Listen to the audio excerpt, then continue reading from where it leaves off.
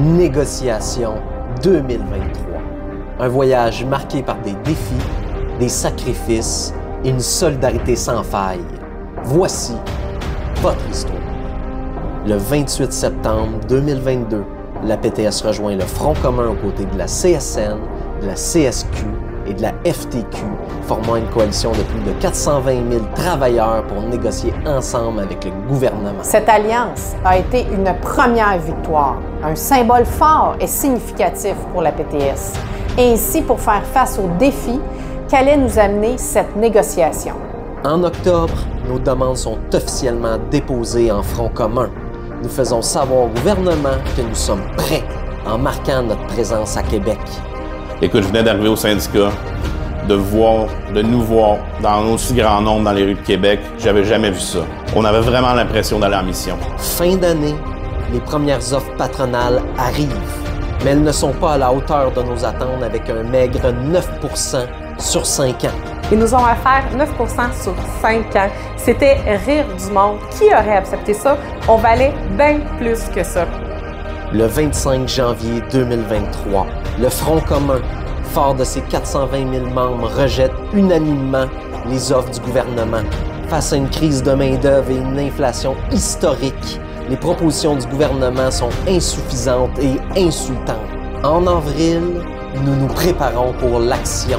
Les services essentiels sont définis, la mobilisation s'intensifie. À Montréal, le 23 septembre 2023, une véritable marée de drapeaux verts turquoise aux couleurs du Front commun défile du Mont-Royal jusqu'au quartier des spectacles. Parmi la foule, des dizaines de milliers de travailleurs et de travailleuses de la santé, des services sociaux et de l'éducation, des enfants, des poussettes et des membres de la population venus nous appuyer. Étant dans cette grande foule, j'ai eu le sentiment de ne pas être seule dans notre lutte pour des meilleures conditions de travail. Cette journée-là, j'ai décidé d'inviter ma fille à marcher avec moi parce que je trouvais que c'était important pour elle de lui montrer comment c'est l'importance de travailler pour la collectif. T'sais, nous n'étions pas là juste pour nos conditions de travail, juste pour nos droits comme travailleurs, mais aussi pour l'importance de l'accès universel et gratuit pour nos réseaux de santé et de services sociaux. En participant à cette manifestation, c'est là qu'on s'est senti choyés de faire partie de ce mouvement gigantesque et historique de mobilisation. C'est aussi là qu'on a senti l'appui de la population, qu'on avait la population derrière nous qui appuyait notre cause. Entre septembre et octobre 2023, nos membres se rassemblent pour des consultations cruciales sur le mandat de grève. Avec un vote impressionnant de 97 % en faveur de la grève, la détermination est claire. La solidarité et la volonté de se battre pour des meilleures conditions sont palpables.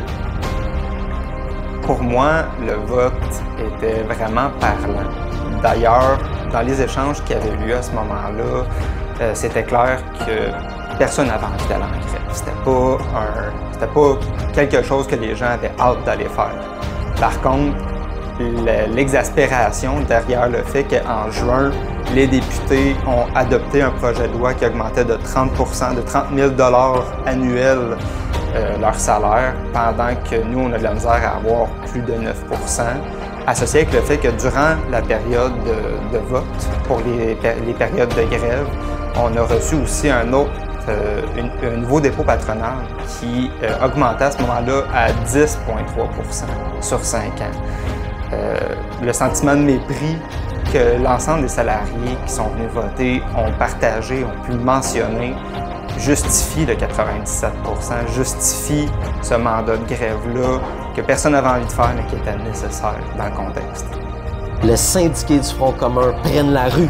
Des dizaines de milliers de grévistes font entendre leur voix plus de 50 ans après le premier Front commun. Les revendications des grévistes sont légitimes et fortes de sens. Cette manifestation a été particulièrement émouvante alors que deux trajets de grévistes se sont rejoints ensemble. On sentait la fébrilité, mais surtout la fierté des manifestants de se tenir debout afin de poursuivre collectivement la lutte. Le 24 octobre, des centaines de membres déterminés du Front commun ont pris d'assaut la Caisse de dépôt et placement du Québec. Armés de crécelles, de cloches et de drapeaux, ils ont occupé l'atrium avec conviction.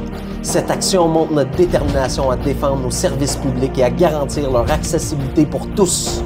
Face à l'injustice et à l'indifférence du gouvernement, notre message est clair. Nous exigeons des négociations équitables et honnêtes. La Caisse de dépôt, là, ça a été une action folle, une mobilisation de feu. Les gens étaient fous, la musique, l'ambiance, les crécelles, on n'a jamais vécu ça. C'était un gros mouvement, c'était un nouvel endroit où on n'avait jamais faufilé non plus une grosse accréditation syndicale. Ça a été vraiment plaisant, j'en vivrais ça n'importe quand. Expérience excitante à 100%.